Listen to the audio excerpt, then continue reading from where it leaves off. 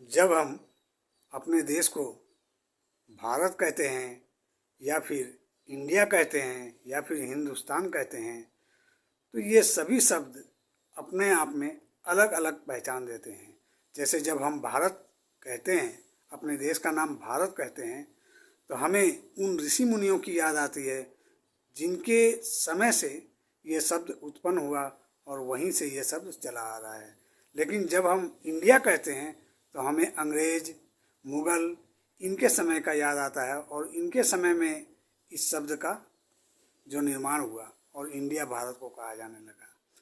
तो इस तरीके से हिंदुस्तान जो है वो भी हमारे सनातनी पहचान का याद दिलाता है। और इस तरीके से ये जो अलग अलग शब्द हैं, इसे समझने की ज़रूरत है। जब कोई इंडिया कहता है तो आप उसके गहराई में जाकर अगर समझेंगे कि इस शब्द से इसके पीछे का रहस्य क्या है, या फिर जब भारत कोई कह रहा है तो आपको ये समझना है कि इस शब्द की पहचान है वो ऋषि मुनियों के ज़माने से है और भारत शब्द उन्हीं के समय से चला आ रहा है।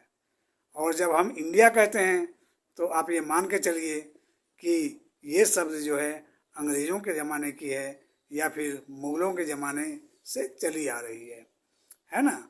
और जब हम हिंदुस्तान कहते हैं या भारत कहते हैं तो ये हमें सनातनी होने का एहसास कराता है। जय हिंद।